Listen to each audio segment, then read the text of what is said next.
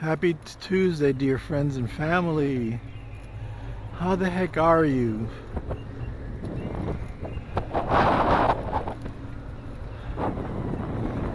So, I think after so many years, wow, the wind is pushing so hard. After so many years of office work, which basically means I'm sitting on a chair most of the day, I think I'm finally paying for it. Guys, I started getting these really nasty Charlie horses on my left calf, and they just won't go away, and I think it just has to do with bad posture or bad circulation because I'm sitting.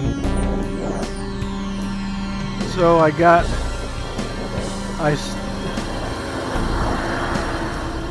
an extra pillow, and I'm sitting on that on top of my desk chair now. So hopefully that'll help. But my ankles were swollen, my calf was swollen, and just this pain on my left leg. And I know I just felt it coming because I felt that I was not getting great circulation on that leg the way I was sitting. Have to be aware of that.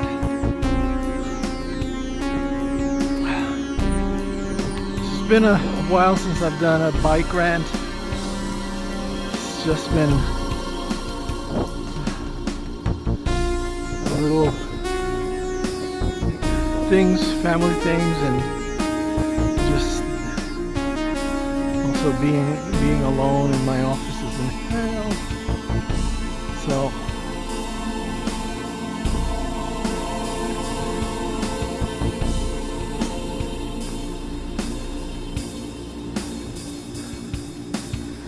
wow, it's really hot today. It feels like 90 degrees Fahrenheit right now.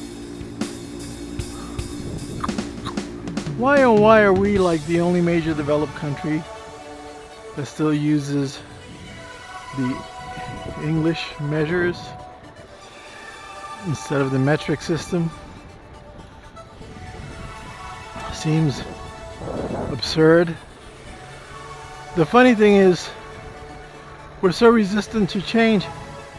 The scientists they have to use the metric system. But everything around us is still in the old English measurement system. Seems illogical for a country that touts being at the forefront of science. You would think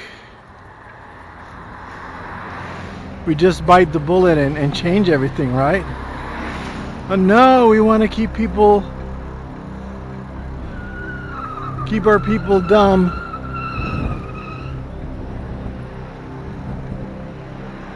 We're not gonna do that.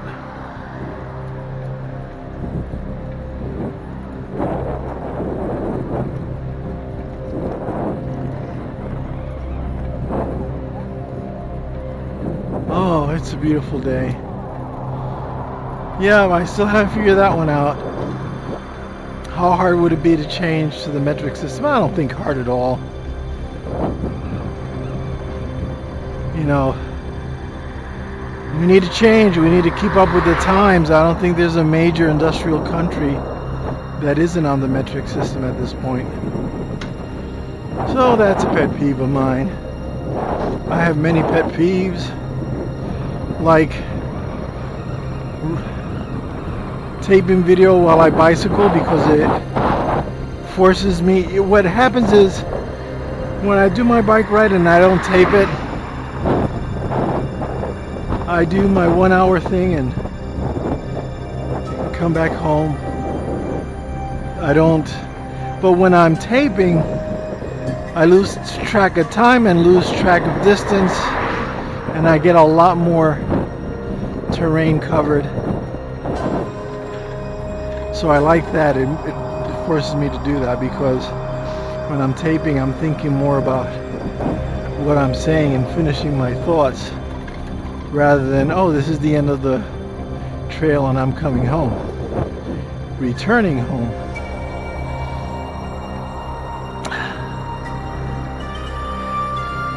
It's a little blistery hot today. Like, I'm feeling that sun kind of burn into the skin today.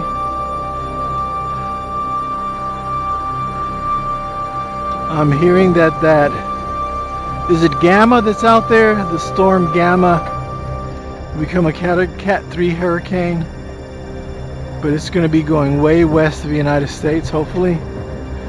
I don't know. It looks like it will hit Acapulco. Acapulco, Mexico.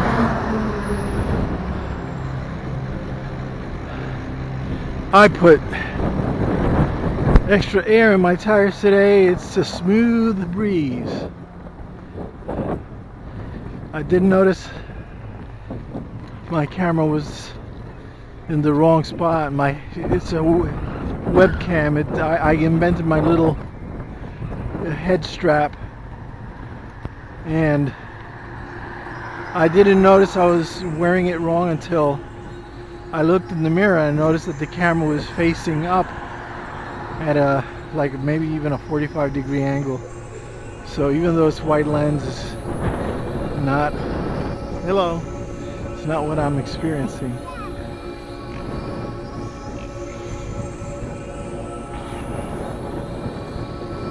So, what would be a good topic today?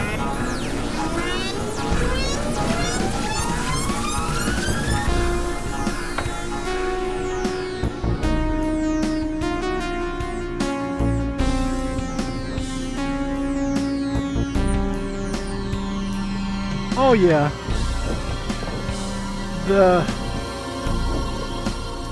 this horrible bifurcation of the stock market valuation and Main Street being the reality of valuation. Why such a wide dichotomy? And why is there such a big split? Oh, they just finished tarring this. Good, because it was ruining my tires. I have to go through the street every day. So anyway, let's talk about that. So what we have here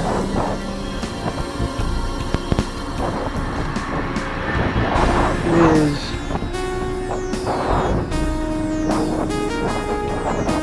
you have the airline industry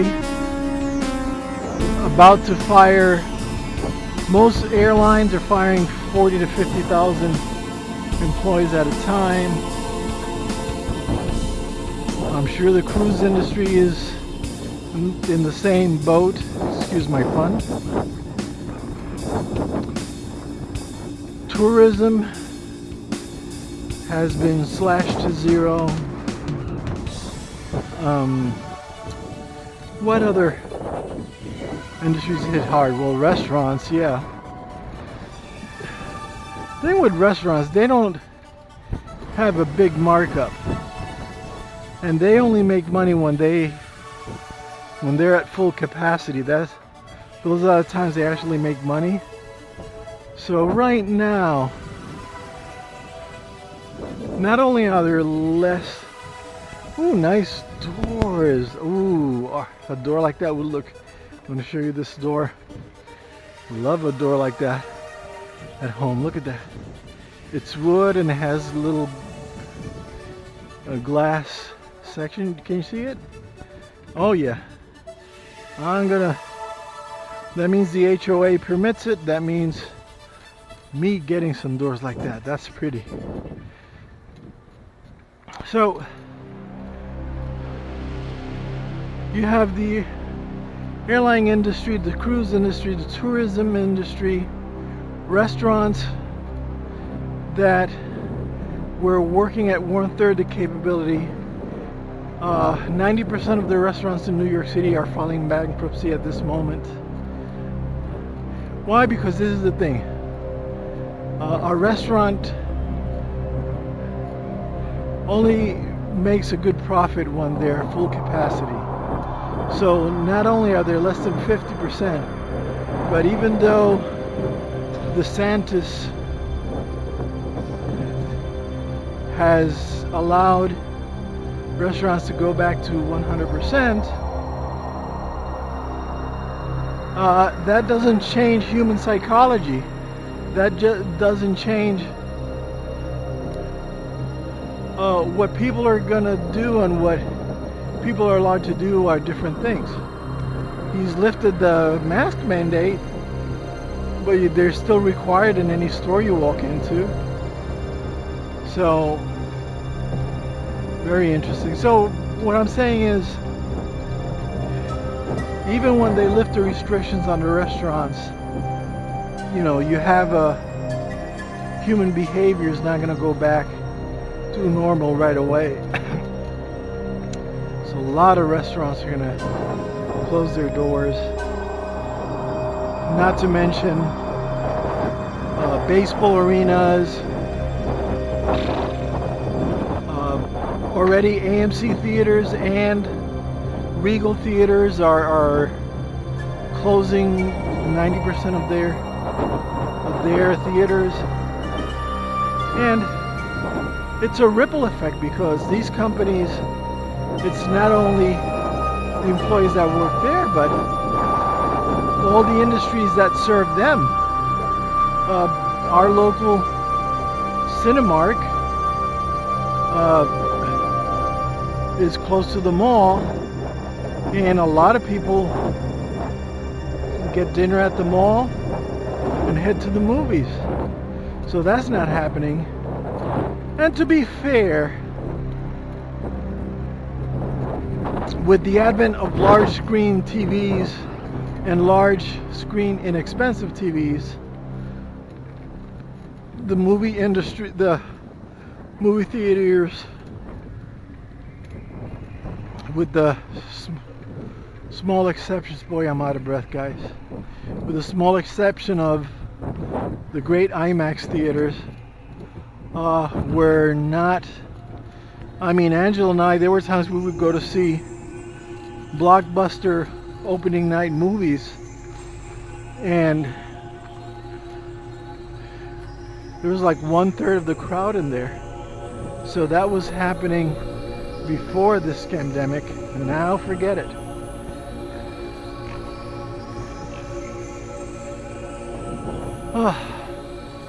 So what are we going to do? How is it possible that at a time when so many industries are going belly up, so many people are going to be fired? Again, restaurants, cruise lines, airlines, arenas, concert halls,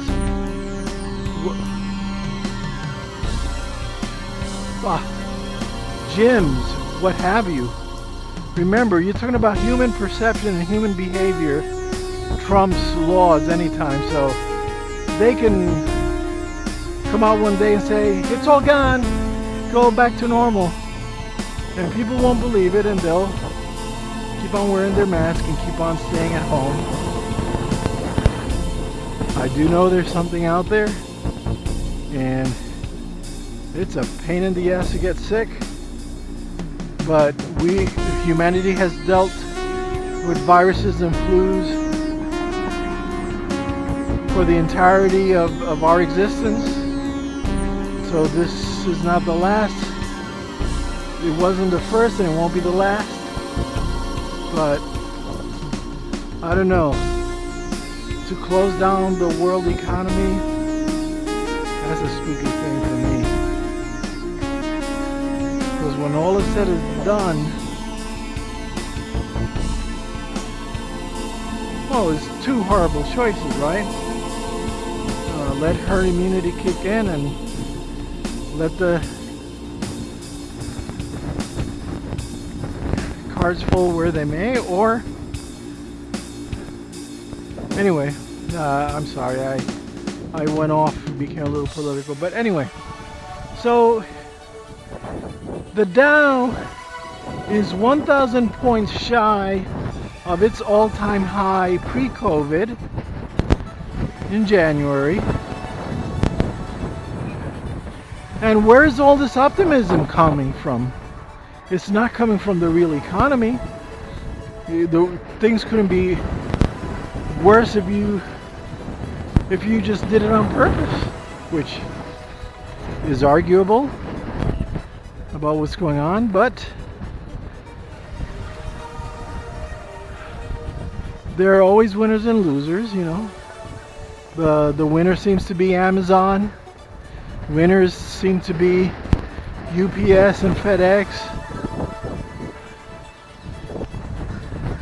And the loser seems to be brick and mortar stores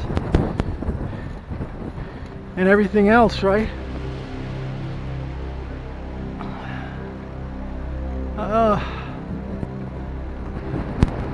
So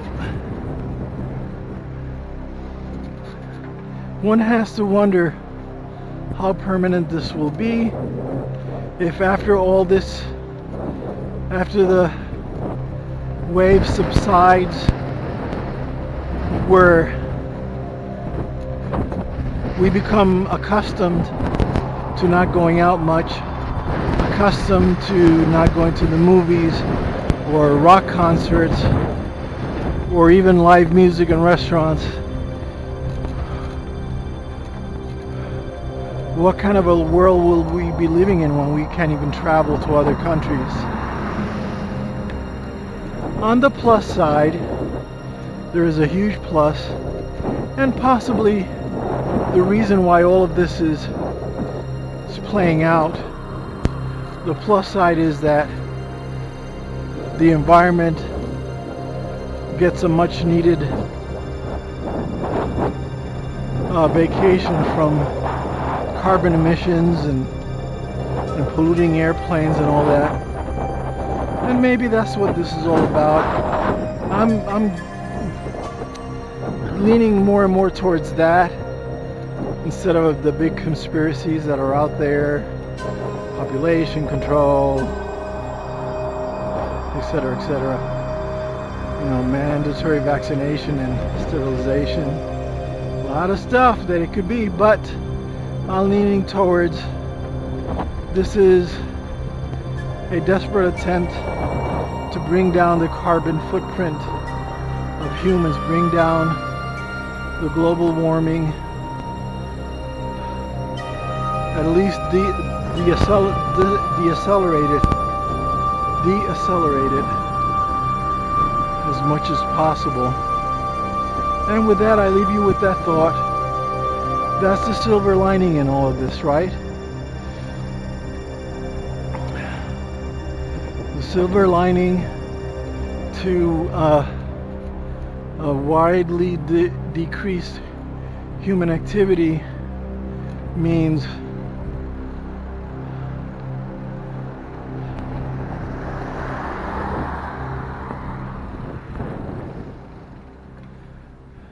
the silver lining is that as humans decrease their activity, it is certainly a blessing,